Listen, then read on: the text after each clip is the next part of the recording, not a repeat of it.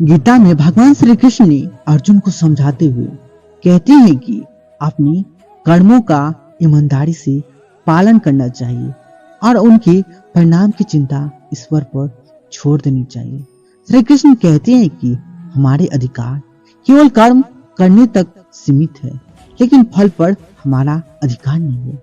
यह संदेश हमें यह विश्वास दिलाता है कि जो भी परिणाम हमें मिलता है वह ईश्वर की योजना का हिस्सा है और अंततः हमारे भले के लिए ही है।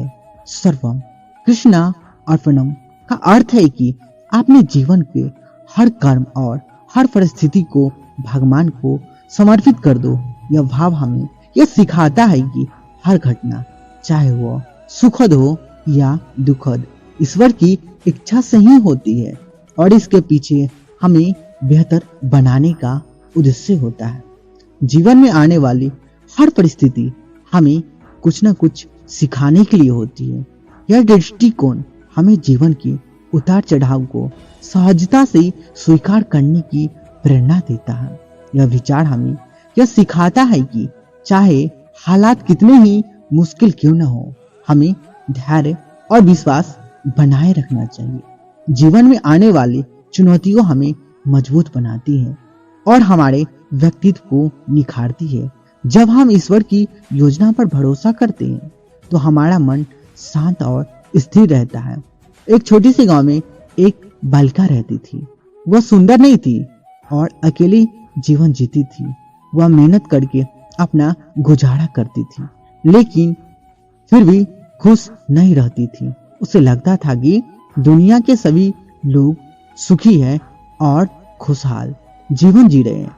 अक्सर वह ईश्वर से शिकायत करती रहती थी, हे ईश्वर, आपने मुझे ऐसा क्यों बनाया? सबको सुख और सुंदरता दी, लेकिन मुझे क्यों नहीं दी? एक दिन वह निराश होकर एक पेड़ के नीचे बैठी रो रही होती है। तभी वहां से एक आचार्य गुजर रहे होते हैं। उन्होंने बालिका को रोते हुए देखा और उसके पास आकर पूछा, पुत्री, क्यों रो रहे हो? बालिका ने अपनी पूरी व्यथा उन्हें सुना दी। उसने कहा कि वह ना सुंदर है, ना सुखी है और ना ही उसका कोई अपना है। इस पर आचार्य ने मुस्कुराते हुए कहा, पुत्री, अगर तुम मुझे दुनिया के सबसे सुखी इंसान से मिलवा दो तो मैं तुम्हें एक ऐसी वस्तु दूंगा जिससे तुम सुंदर और सुखी दोनों हो जाओगे। यह सुनकर बालिका खुश हो गई और उसने कहा, गुरुवर, मैं अभी आपको सबसे सुखी इंसान से मिलवाने चलती हूँ। वह सबसे पहले अपने मालिक, जो एक किसान था, उसके पास गई। उसने किसान से कहा, आप मेरे साथ चलिए। किसान ने उसकी बात सुनकर कहा, मुझे सुखी मत समझो, मेरी फसल खराब हो रही है, पैसे नहीं है और लगान भी चुकाना है, मैं तो बहुत दुखी हूँ।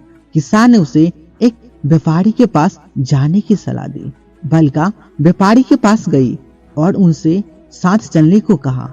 व्यापारी ने भी कहा, मैं कहाँ सुखी हूँ, व्यापार में घाटा है, चोरों का डर है और राजा ज्यादा कर वसूल रहे हैं, मुझे तो हमेशा चिंता रहती है। व्यापारी ने उसे अधिकारी के पास जाने को कहा। बालिका अधिकारी के पास पहुंची। अधिकारी ने भी उनसे अपनी परेशानी बताई। उसने कहा, मेरे ऊपर बहुत जिम्मेदारी है, हर आदेश पूरा करना पड़ता है और तनाव भरी जिंदगी है, मैं तो बिल्कुल भी सुखी नहीं हूँ। अधिकारी ने उसे राजा के पास जाने की सलाह दी। बालिका राजा के पास पहुंची और अपनी बात बताई। राजा ने उसकी बात सुनकर हंसते हुए कहा, पुत्री, यदि कोई मुझसे पूछे कि सबसे दुखी इंसान कौन है तो मैं कहूंगा तो मैं ही हूँ। मेरे पास धन दौलत ऐशो आराम तो है, लेकिन मेरे पास शांति नहीं है। मैं हमेशा दुश्मनों से डरता हूँ, साजिशें का डर रहता है और राज्य की जिम्मेदारियां मेरी नींद छीन लेती है।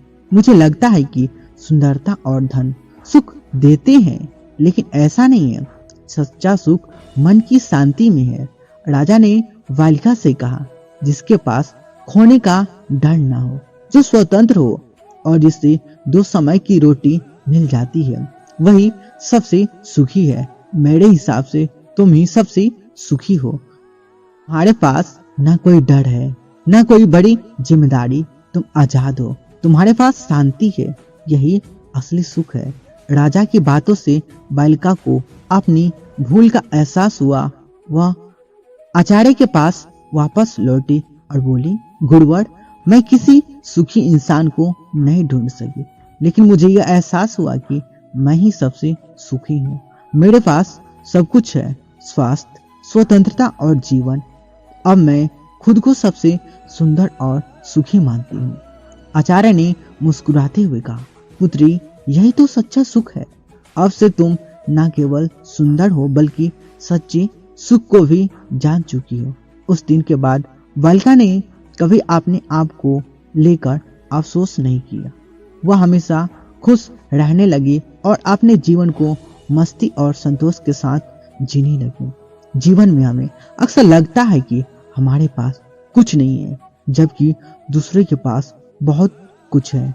हमें ऐसा प्रतीत होता है कि वे लोग कितने सुखी हैं उनके पास, लेकिन असली सुखी हमारे पास ही है, और वह है संतुष्टि। यदि आप अपने जीवन और उपलब्ध संसाधनों से संतुष्ट है, कोई भी आपको कमजोर नहीं बना सकता, कोई भी आपको परेशान नहीं कर सकता। समस्या तब शुरू होती है जब हम खुद को देखने के बजाय दूसरों की ओर अधिक ध्यान देने लगते हैं। हम उनकी उपलब्धियों, उनके ऐशो आराम और उनकी खुशी को देखकर खुद को कमतर महसूस करते हैं। यही तुलना हमें ईर्ष्या और संतोष के जाल में फंसा देती है। यह सोचना शुरू कर देती है कि उनके पास इतना सुख क्यों है और हमारे पास इतना कम क्यों, लेकिन यह भूल जाते हैं कि हमारे पास भी बहुत कुछ है। हम हमेशा यह देखने में लगे रहते हैं कि हमारे पास क्या नहीं है, लेकिन यह कभी नहीं सोचते कि जो हमारे पास है वह कितना अनमोल है। अगर एक पल के लिए भी आप सोचे कि आपके पास रहने के लिए एक घर है, खाने के लिए भोजन है, पहनने के लिए कपड़े हैं और 2 वक्त की रोटी का इंतजाम हो जाता है, तो क्या आप वाकई दुखी है? दुनिया में कई लोग के पास तो यह भी नहीं है। जो प्राप्त है वही पर्याप्त है। यह साधारण से 2 शब्द अनगिनत सुख का आधार बन सकते हैं, और संतोष की जड़ यही है कि हम अपनी उपलब्धियों को नजरअंदाज करके सिर्फ अपनी कमियों पर ध्यान देते हैं। लेकिन अगर हम इस नजरिए को बदल ले और अपने जीवन में जो भी है उस पर ईश्वर का आशीर्वाद मानकर स्वीकार करें, तो जीवन में संतोष और खुशी का अनुभव स्वतः होने लगेगा। यह महत्वपूर्ण है कि हम जीवन को सकारात्मक दृष्टिकोण से देखें। भगवत गीता में भगवान श्री कृष्ण ने अर्जुन से कहा कि अपने कर्तव्य को पूरी निष्ठा से करो और परिणाम की चिंता ईश्वर पर छोड़ दो। हर घटना, हर परिस्थिति और हर चुनौती अपने साथ कोई न कोई सीख लेकर आती है। कभी कभी यह सीख हमें तुरंत समझ नहीं आती, लेकिन समय के साथ हमें महसूस होता है कि जो हुआ हमारे भले के लिए ही हुआ। कठिन समय में सकारात्मक दृष्टि और धैर्य बनाए रखना आसान नहीं होता, लेकिन यह आवश्यक है। जो लोग भगवान पर भरोसा रखते हैं वे अपने जीवन में आने वाले छोटे छोटे सुखों के लिए भगवान का धन्यवाद करते हैं। वही जो लोग असंतोष से भरे होते हैं वे छोटे छोटे परेशानियों में भी भगवान को दोष देते हैं। परिवार इंसान का सुरक्षा कवच है। परिवार में रहकर ही हम सुख, शांति और सुरक्षा का अनुभव करते हैं। जैसे फल से लदा हुआ पेड़ झुक जाता है, उसी प्रकार जो व्यक्ति ज्ञान और सम्मानता से भरा होता है वह विनम्रता बनता है। वह इंसान जो अपनी सफलता को दूसरों से ऊपर दिखाने में यकीन रखता है, असल में अपने ही मन की शांति खो देता है। वही जो अपनी खुशियों और उपलब्धियों के लिए रहता है, वह न केवल अपने जीवन में संतोष अनुभव करता है बल्कि दूसरों को भी प्रेरणा देता है। भगवान श्री कृष्ण का यह कथन कि जो होता है वह अच्छे के लिए होता है, हमें यह सिखाता है कि हर परिस्थिति में एक सीख छिपी होती है, चाहे वो अनुभव अच्छा हो या बुरा। वह हमें कुछ ना कुछ सिखाता है। हर परिस्थिति में हमें यह समझना चाहिए कि ईश्वर की योजना में हमारा भला छिपा है। जीवन के प्रति सकारात्मक दृष्टिकोण हमें न केवल धैर्यवान बनाता है, बल्कि हमें एक बेहतर इंसान बनने की प्रेरणा भी देता है। अगली बार जब आप खुद को किसी चुनौती या असंतोष के बीच पाए, तो बस एक पल रुके और सोचिए, क्या मेरे पास जो है वह पर्याप्त नहीं है? या शायद तब आपको समझ में आए कि सुख और संतोष और खुशी बाहर से नहीं, बल्कि आपके भीतर। कृष्ण कहते हैं कि क्रोध को पी जाना ही बेहतर है, क्योंकि हमें क्रोध जब आता है तो काफी सारी नुकसान कर देता है। गुस्सा हमें आता है, पर उस गुस्से को हम उतारते किसी और व्यक्ति पर है, जिससे हम दोनों के मध्य बुराई की भावना उत्पन्न होती है। इसलिए श्री कृष्ण क्रोध को बहुत ही खराब माना है और कहते हैं कि व्यक्ति को क्रोध नहीं करना चाहिए। उसको अगर किसी बात पर क्रोध आ भी रहा है तो उस बात को वह शांतिपूर्वक सुने, समझे और उस स्थिति को देखकर उसमें सुधार करे, न कि क्रोध करे। क्रोध एकमात्र ऐसा जरिया नहीं है। क्रोध से कुछ भी हासिल नहीं होता, ना ही कुछ सुधार होता है। क्रोध से सब कुछ बर्बाद ही होता है। इसलिए क्रोध ना हम कभी करें और ना करने दे। इस बात को अगर जीवन में अपना लिया तो आप लोगों को कुछ नए नजरिया से देखेंगे, जिससे एक नई ऊर्जा उत्पन्न होगी। इस ऊर्जा से आपके जीवन पर बहुत ही गहरा प्रभाव पड़ेगा और आपकी जिंदगी काफी हद तक निखर कर सामने आएगी। श्री कृष्ण ने क्या खूब कहा है कि हम व्यक्ति एक कठपुतली है, जो कि आते हैं इस दुनिया में और चले जाते हैं। उनके ना तो आने का समय निश्चित रहता है और न ही जाने का समय निश्चित रहता है। एक सीमित समय के लिए आते हैं और इस दुनिया से चले जाते हैं। इस बात को श्री कृष्ण अपनी इन पंक्तियों में कहते हैं कि व्यक्ति मिट्टी से ही बना है और मिट्टी में ही मिल जाता है। उसका अस्तित्व सिर्फ इतना ही है। इसलिए व्यक्ति को लोभ, लालच की भावना नहीं रखना चाहिए, क्योंकि ना तो वह कुछ लेकर आता है और ना ही कुछ लेकर जाता है। वह जिंदगी भर काम करता अपनों लिए और दूसरों के लिए, और मरने के बाद वह दूसरों के लिए ही सब कुछ छोड़ जाता है। इसलिए हमें लोभ, लालच की भावना छोड़कर सदाचार की भावना अपना लेना चाहिए, क्योंकि इसी में सारे जगत की भलाई है। क्या लेकर आए थे और क्या लेकर जाओगे? व्यक्ति इस दुनिया में ना कुछ लेकर आया था और ना ही कुछ लेकर जाता है। फिर व्यक्ति इतना लालच, लोभ और अहंकार किस बात का दिखाता है, जब उसके पास अपना कुछ भी नहीं है? उसके पास ना उसका नाम खुद का है और वो भी दूसरे ही देते हैं। तो लोग अपनी लालच क्यों दिखाता है? ये क्यों भूल जाता है कि वह इस दुनिया में कुछ लेकर नहीं आया था और ना ही कुछ लेकर जाने वाला है, पर वह लोगों में बुराई पैदा करता है, लोगों को नुकसान पहुंचाता है, इस जगत के स्रोतों का गलत इस्तेमाल करता है। पर वह यह भूल जाता है कि वह कुछ लेकर जाने वाला नहीं है, सब कुछ यहीं छूट जाएगा। तो लालच और लोभ किसी बात का नहीं रखना चाहिए। उनमें लोगों से प्रेम भावना का व्यवहार रखकर इस दुनिया को अपनी जिंदगी इस दुनिया पर ही निछावर कर देनी चाहिए और उन्हीं के लिए काम करना चाहिए। क्योंकि अगर व्यक्तियों में असली भावना का भाव आ गया तो वो दुनिया बदलते देर नहीं लगेगी। चिंता छोड़ धैर्य रखना सीखो।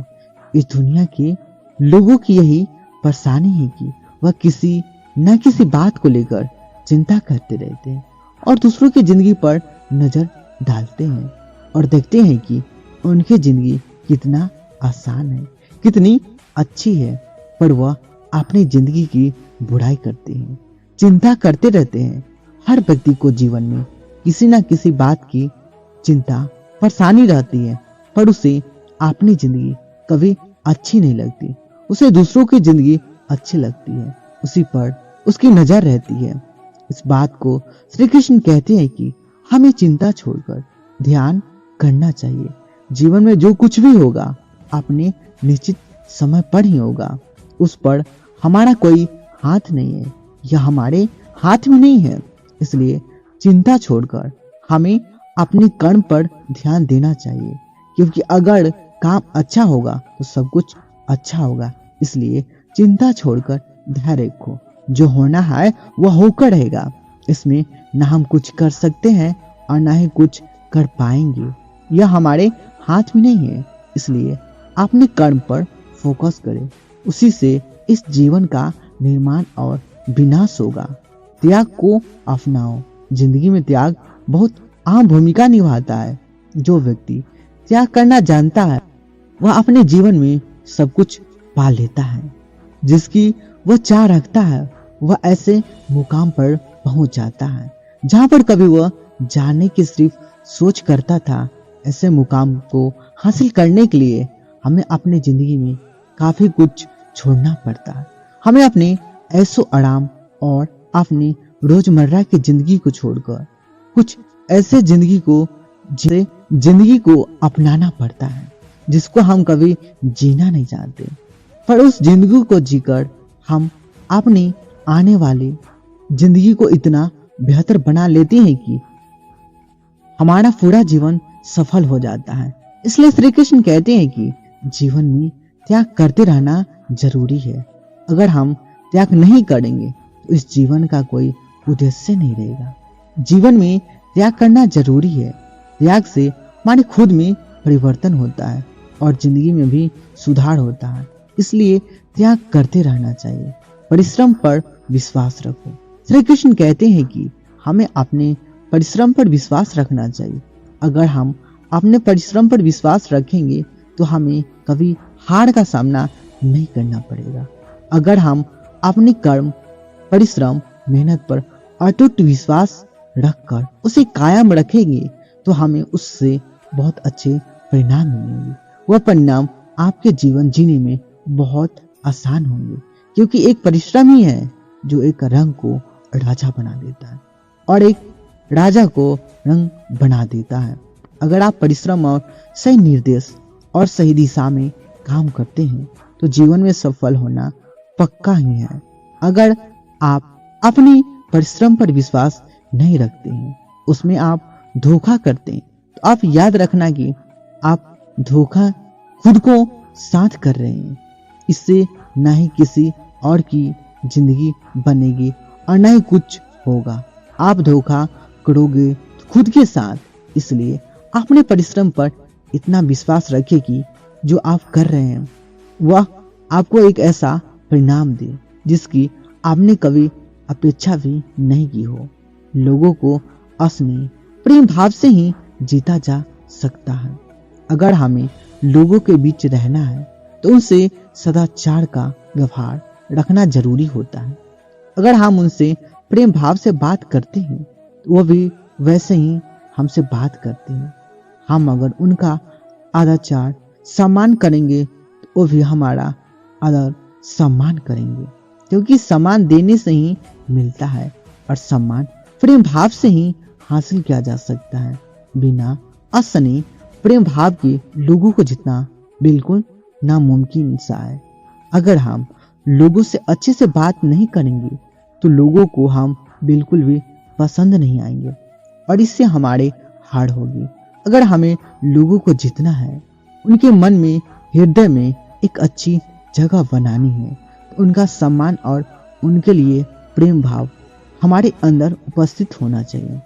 श्री कृष्ण कहते हैं कि हमारे कर्म ही हमारा परिणाम होता है, क्योंकि जैसी करनी होगी वैसे ही, जैसा हम कर्म करेंगे वैसा ही हम पाएंगे। अब ऐसा ही हम भरेंगे। हमारे कर्म हमारे कल को दर्शाते हैं। हम एक दिन के कर्म करने में कई महान व्यक्ति नहीं बन जाएंगे।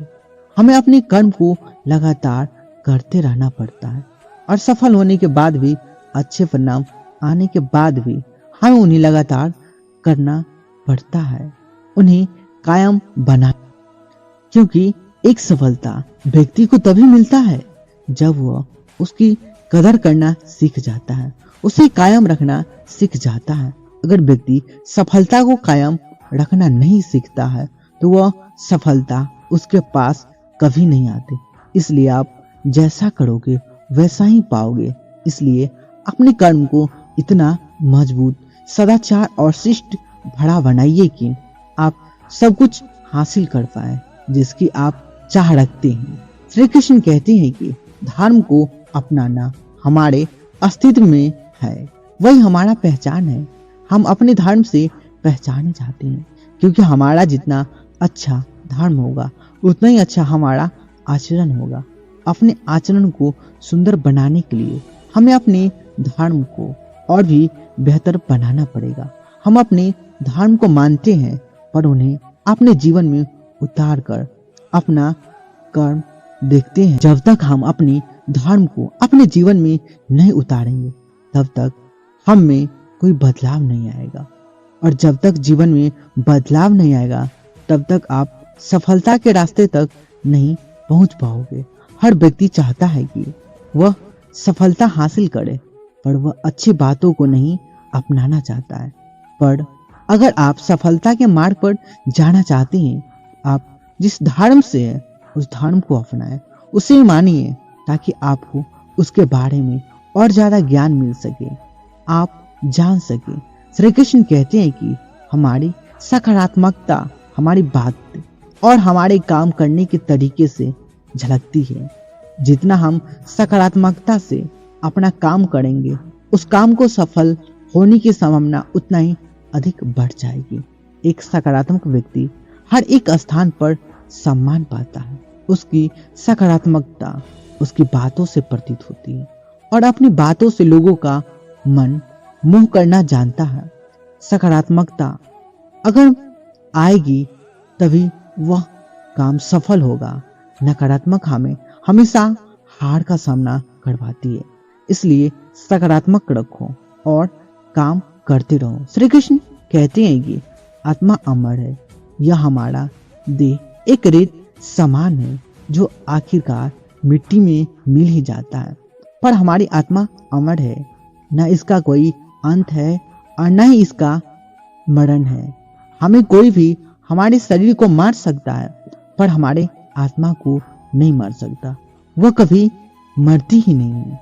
व्यक्ति को कभी मारा नहीं जा सकता। इस बात को श्री कृष्ण अपनी भगवत गीता की बातों में बताते हैं कि व्यक्ति कभी मरता नहीं है, उसका शरीर मर जाता है पर आत्मा से हमेशा के लिए जिंदा रहता है। आप खुद ही अपने जीवन के निर्माता है। आप जैसा बीज बोएंगे वैसा ही फसल काटेंगे। आप जितना परिश्रम करेंगे आप उतना ही अच्छे परिश्रम का परिणाम पाएंगे। आप जीवन में जो स्थान की चाह रखते हैं उस स्थान पर सिर्फ आप एक ही तरीके से पहुंच सकते हैं, वह जरिया है आपकी मेहनत। आप जितना ज्यादा मेहनत करके अपना अच्छा प्रस्तुत करेंगे उतना ही अच्छा आप